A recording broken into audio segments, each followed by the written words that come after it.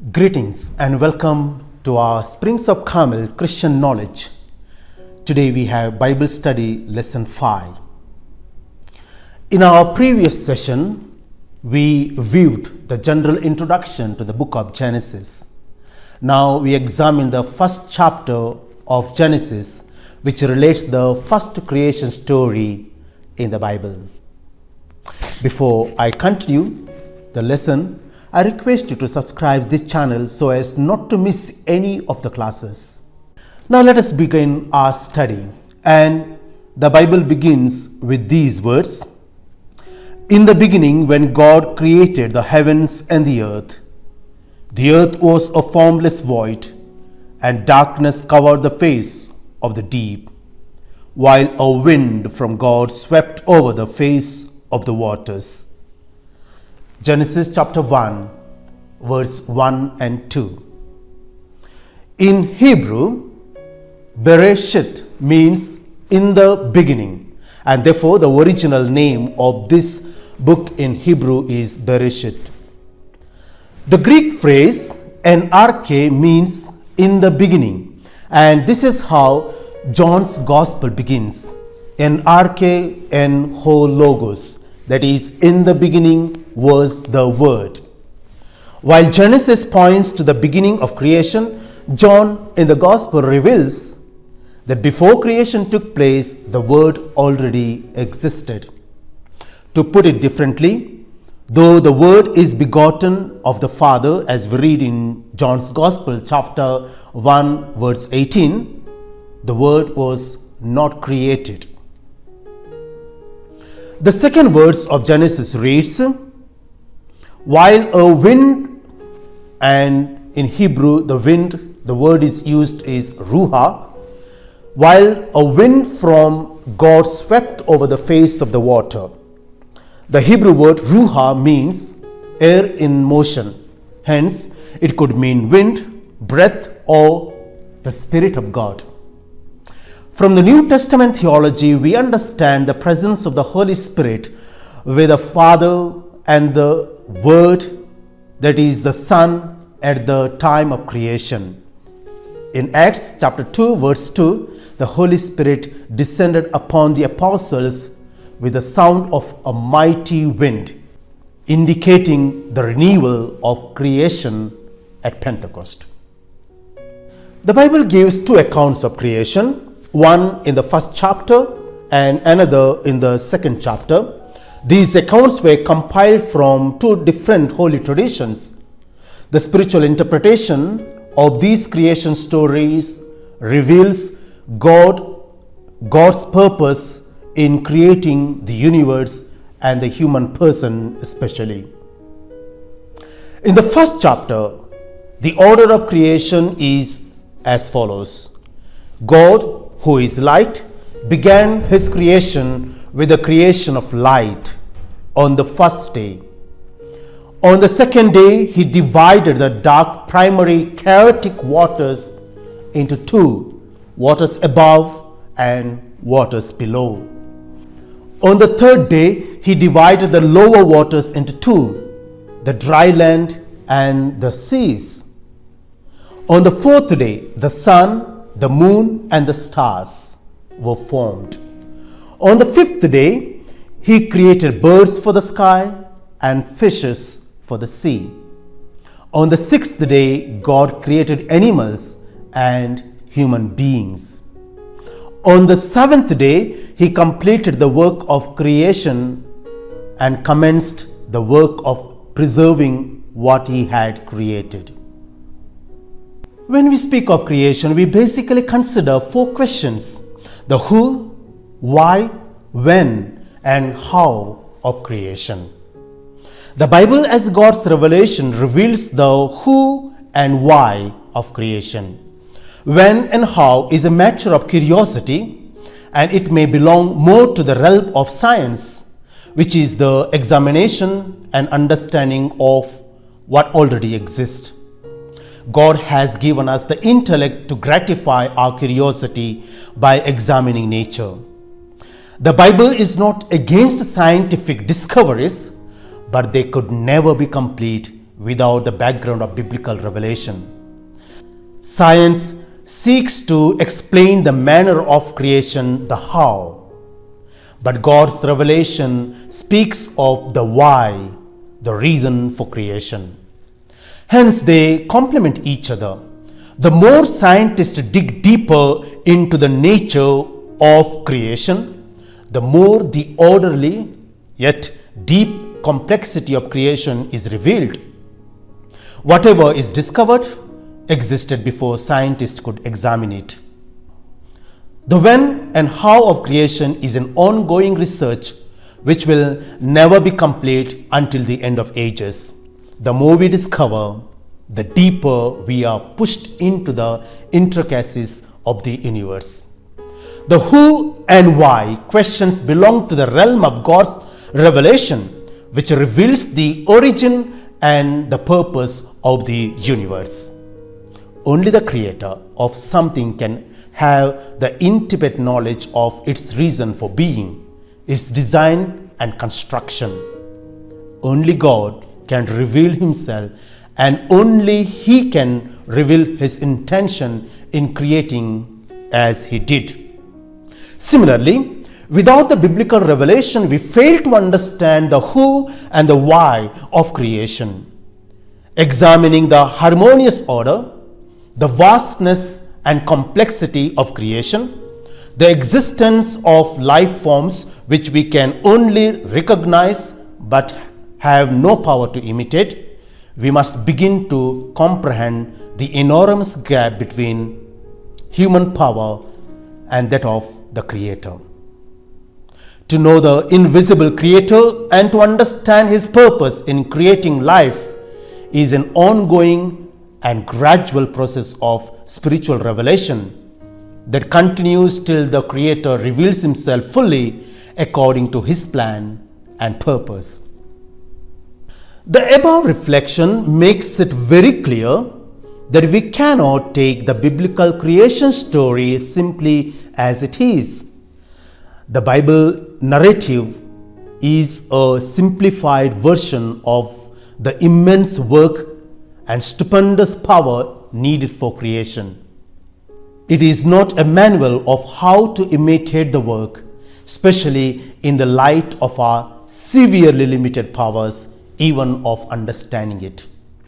We may speculate on the physical and energetic phenomena involved in creation in the theory of Big Bang or through some other course which we must still discover. However, the details still would not address the vital questions of who and why. The Bible was not written to explain scientific theories and discoveries, but it was written to reveal what science cannot discover, namely God, the immaterial Creator, his plan for all creation and humanity in particular, and the need of salvation. Therefore, the Bible reveals to us the existence and character of God, the Creator, who is the force, the power, and sustainer of the universe. The Creator is the source of all love. He is one God, yet exists in three persons. He is almighty, yet he condescends to commune with his creatures. He is transcendent, that is, having an existence beyond the normal or physical level. He is immanent, that is, permanently pervading and sustaining the universe. He has designed a plan for the universe, and every smallest speck of creation speaks of God's love and God's powerful presence. In this sense, creation can be spoken of as the incarnation of God. That is, God is love, and love must find expression outside of self. Thus, love is God's motivation for creation. All that God created reveals his character and nature. It reveals his omnipresence and omnipotence in creation. God and all that he created are good. The biblical words of God, which repeat, "Let there be," speak of God's power and will to create. The 5 times repeated words, "it was good" or "it was very good," speak of the beauty and goodness of God's creation.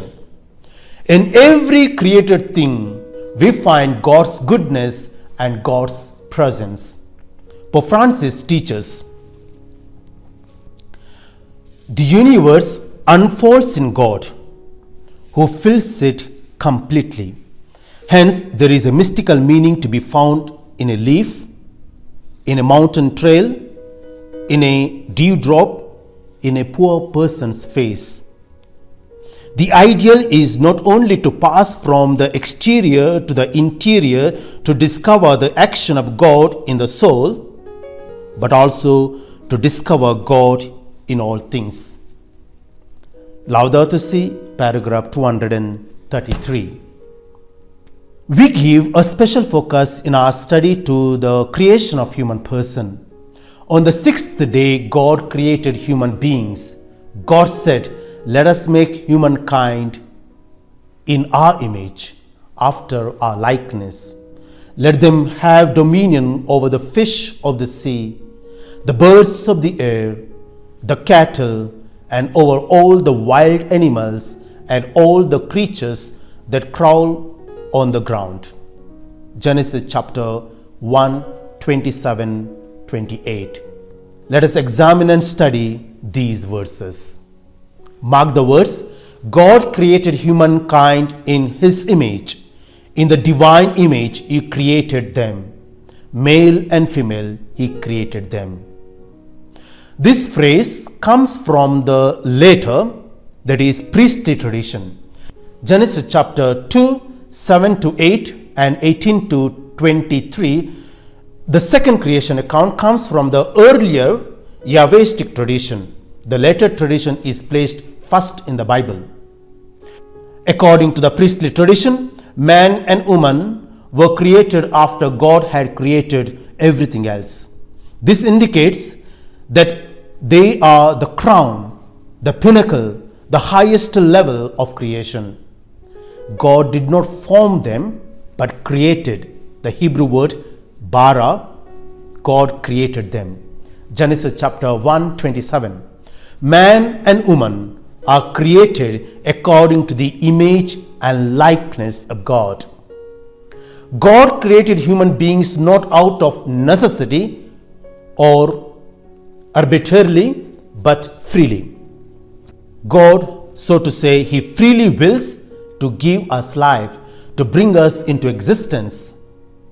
In this sense, life is a free gift of God, a gift given to oneself and to the rest of creation. Since man is created in God's image, he occupies a unique place in creation. The Catechism of the Catholic Church teaches us 4 truths of the human person. First, man is the image of God. Second, in his own nature, man unites the spiritual and material worlds. Third, God created them male and female. Fourth, God established the human in His friendship. Let us study these points one by one. First, man is in the image of God. First, the Old Testament teaches that it is only humans who are created in the image and likeness of God. Only they are gifted with special blessing, as we read in Genesis chapter 1, 28 to 31. This sets humans apart from everything else God made and gives them a preeminent position in the created world. Second, according to Genesis chapter 9, 1 to 7, humans are not to be killed because they are made in the image of God. Thus, the image of God gives humans a dignity and value that animals and plants do not have. That does not mean we can mistreat the rest of creation. In fact, we have a great responsibility to protect it. Pope Francis taught us in Laudato Si, our insistence that each human being is an image of God should not make us overlook the fact that each creature has its own purpose. None is superfluous. The entire material universe speaks of God's love, His boundless affection for us. Soil, water, mountains, everything is, as it were, a caress of God. In paragraph 84. Third, the command not to kill humans because they are in the image of God is given much later in the 9th chapter than the fall into sin. That implies that God's image in humans was not destroyed by the fall. The concept of human having the divine image revealed in Genesis chapter 1, 26 to 27 is mentioned in Psalm 8, which speaks of the mortal human being that has been raised almost to the level of a god and entrusted the charge over the visible world. The book of Sirach associates the image of God with having power over the animals, as we read in Sirach chapter 17, 1 to 5. And the book of Wisdom associates it with immortality, as we read in Wisdom chapter 2, 23 to 24. From the New Testament theology, we may better understand the concept image of God. To understand the New Testament theology, let us reflect the word made flesh. The Second Vatican Council teaches, in reality, it is only in the mystery of the word made flesh that mystery of man truly becomes clear. Speaking about the mystery of word made flesh, John's Gospel begins, "In the beginning was the Word, and the Word was with God, and the Word is God." This statement is narrated to stress the eternal existence of Christ. The Greek word for the word is logos. Therefore, we can reread the prologue in this way: "In the beginning was the Logos, and the Logos was with God, and the Logos is God." The Greek logos is a verbal noun from lego, which has a variety of meanings. In other words, the word logos was rarely used in Greek literature to mean a single word. It could mean a divine reason that keeps the universe together and orderly. The corresponding Hebrew term for logos is dabar, and it refers not merely to a word but to an event. God said, "Let there be light," and there was light is an event. It is a word or command with power to create. In short, the word or dabar in Hebrew denotes the creative power of God. It has life-giving power according to Deuteronomy chapter 32, 46 and 47. It is healing power, care and kindness according to Psalm 107 verse 20.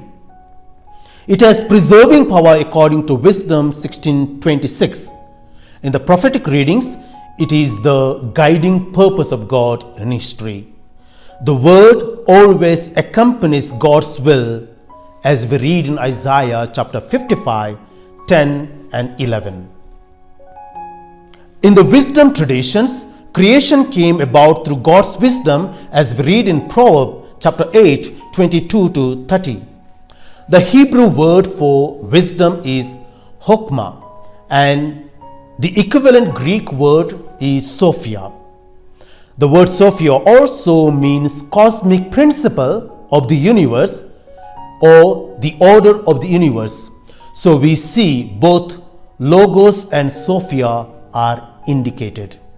Therefore, the use of Logos in the Septuagint Bible has more of a dynamic meaning than it originally had in the Greek literature. In Christian usage, as in John's Gospel, the word Logos accepts the dynamism and creative power of Hebrew dabar, the rationality of Greek Logos, and the cosmic principle of Sophia. And Jesus is the Logos. Putting the Greek philosophy and Hebrew theology together, Logos incorporates the meaning, the reason, love, will, and freedom of God. In other words, God is reason, love, will, and freedom. We, made in the image of God, participate in the reason, love, intellect, and freedom of will that God has. The Hebrew word for image, we are created in the image of God. The Hebrew word for image is Zalem, which means a dynamic blueprint. Human beings are created in the dynamic blueprint of God. That is, they are created as small gods on earth. John's Gospel chapter 10:34 teaches that because the Logos of God has come to us, we are called gods. This sentence bears much spiritual weight. If God is absolute love, freedom, reason, and will, then we participate in those qualities of freedom to love, act, reason, and exercise our will. Therefore, by becoming man, God taught us how to become fully human. Today, we are called to become another Christ, and that is possible only when we love Christ as Christ loved. As we read in John's Gospel, love one another as I have loved you. Secondly, our will must align with the will of God. Jesus taught us to pray, "Your will be done." Thirdly, we are free only in our God-given freedom. Jesus says in John's Gospel, "If the Son sets you free, you will be free indeed." John's Gospel chapter 8:36. Paul says, "It is for freedom that Christ has set us free." Galatians chapter 5:1. Fourthly, we need to have the reason of God. "Let this mind be in you, which was also in Christ Jesus." Philippians chapter 2:5. So that exactly it means to say we are created in the image of God. In simple words, we are called to become another Christ. Second, in his own nature, man unites the spiritual and material worlds. The second implication of the image of God in us is that we consist of body and soul as one person. In the sacred scripture, the term soul refers to human life or to the entire human person. You may read in Matthew's Gospel chapter 16, 25 to 26, also John's Gospel chapter 15, 13, Acts of the Apostle chapter 2, 41. Soul also refers to the innermost aspect of man, that which is of greatest value in him, that by which he is most specially made in God's image. In this sense, soul signifies the invisible spiritual principle in man. The human body shares in the dignity of the image of God. It is a human body precisely because it is animated by a spiritual soul, and it is the whole human person that is intended to become, in the body of Christ, a temple of the Holy Spirit. Third, God created them male and female.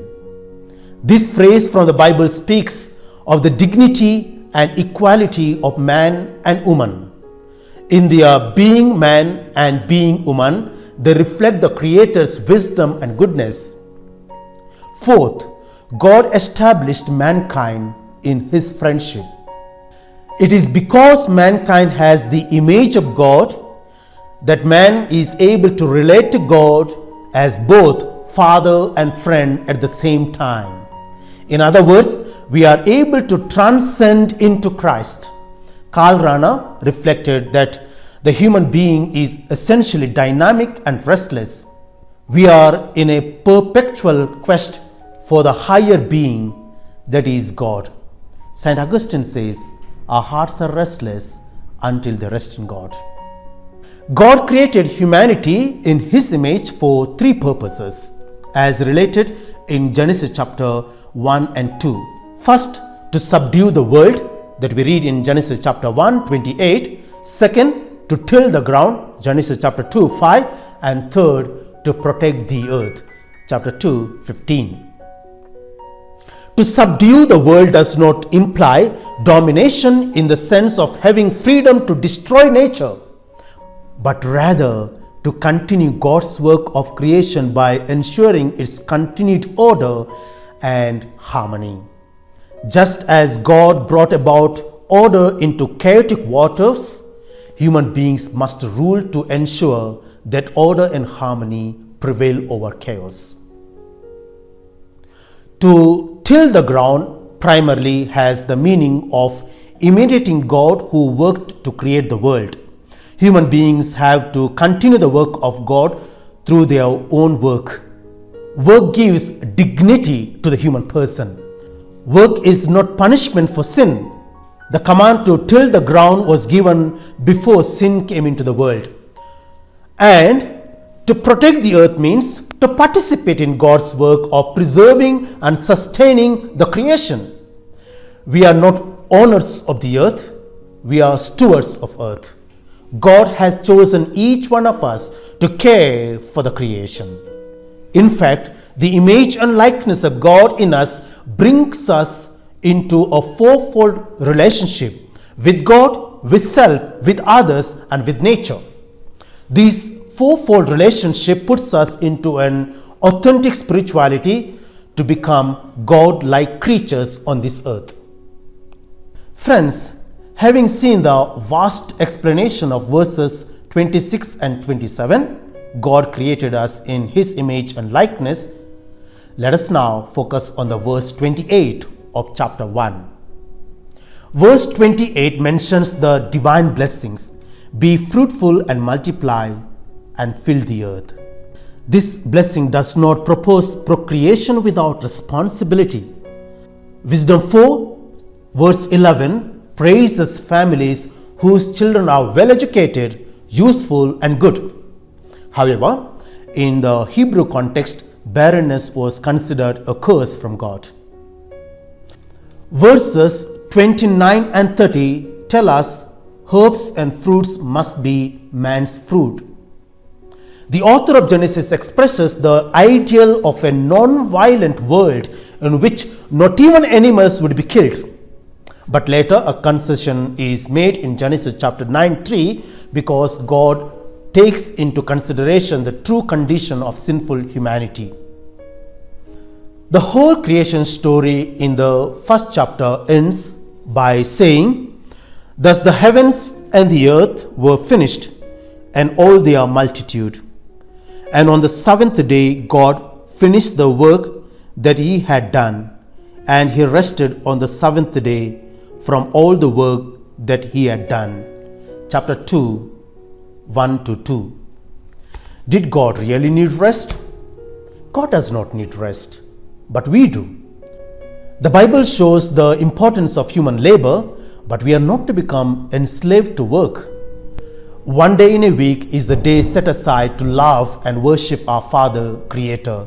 And so Christians rest from work on a Sunday to keep the day holy and set aside for God. Friends, in our next lesson, we will discuss on the second chapter of Genesis, which forms the second creation story.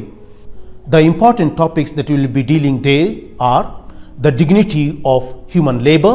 Second, the meaning of the name of God, Yahweh. Third, the mystery of creation of man and woman.